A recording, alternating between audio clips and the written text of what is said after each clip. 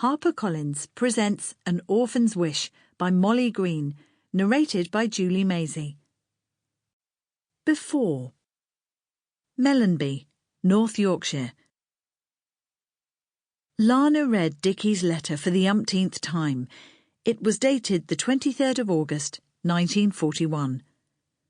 My darling, dearest girl, I hated leaving you for yet another tour, but I'll be home before you know it.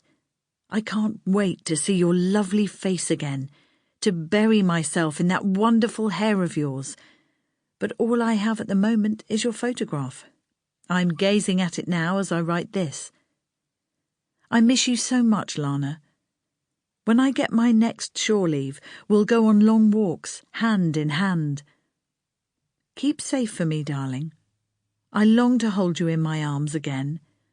I love knowing my grandmother's ring is nestling between your breasts, but it's hidden, and I want to put it on your finger to let the whole world know we're engaged to be married.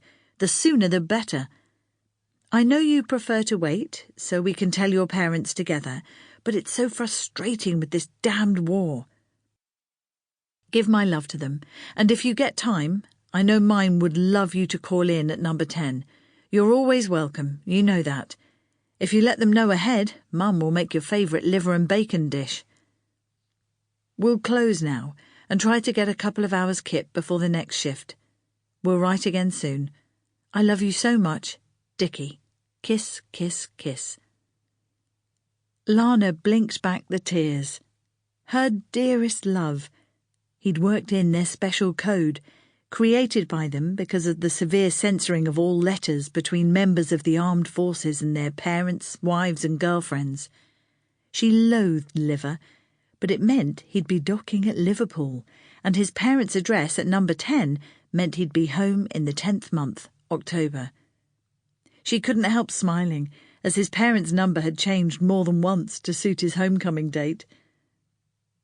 Her hand automatically touched the ring, Dickie's ring, that she'd put on a fine gold chain and worn around her neck ever since he proposed to her on her birthday, the 6th of August.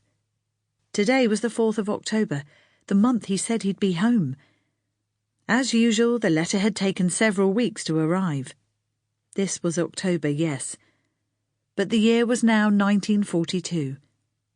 14 months since his proposal, she calculated, and the diamond and ruby ring was still around her neck. Chapter 1. February 1943. Is there something wrong, dear? Her mother said, her voice anxious. The ATS won't accept me for driving, Lana said dully, as she slid the sheet of paper back into the envelope. Her mother's eyes widened. Why not? An intelligent young woman, healthy. Seems I'm not. What? They say I've got flat feet. I'd never be able to march. They might be able to find me a job in an office as a civilian. Well, they can forget that. She rounded on her mother, the gold in her hazel eyes flashing.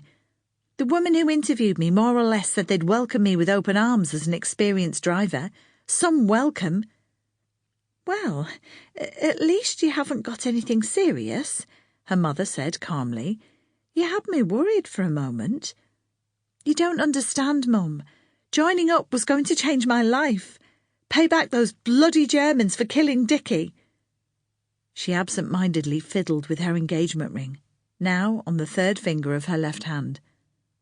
Don't swear, dear, her mother said mildly.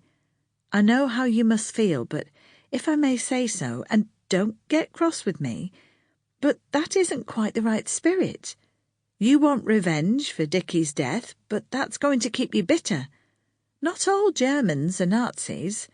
I'm sure many of them don't want to fight any more than our boys. I do understand your feelings, but I'm sorry, Mum, but you don't understand at all, Lana said, her voice rising as she sprang to her feet. I'll never forgive them. Never. Knowing she was behaving badly, but not being able to stop herself, she rushed from the room. You shouldn't take it personally, Lana, her father said, when she'd calmed down a little and stepped into her parents' Sample complete. Ready to continue?